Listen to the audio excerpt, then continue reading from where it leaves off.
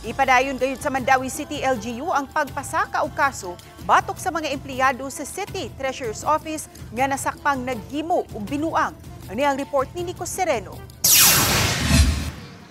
Karong simanahan na mo pasaka og kaso ang Mandawi City batok sa mga na-dismiss nga empleyado sa Treasurer's Office.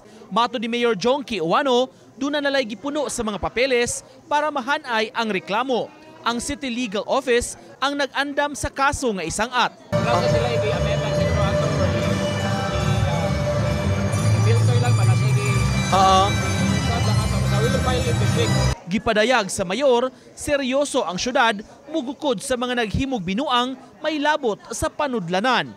Kahinumduman, ang duha nasakpan pinaagi sa CCTV nga giingong mibulsa ug ang usa misud sa bag sa koleksyon sa ilang opisina. Sa mga katawhan na seryoso tani.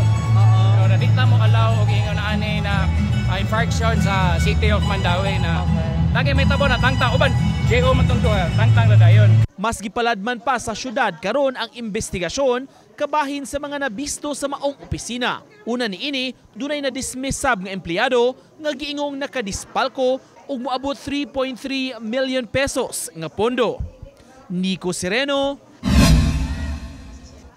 Balitang Bisdak.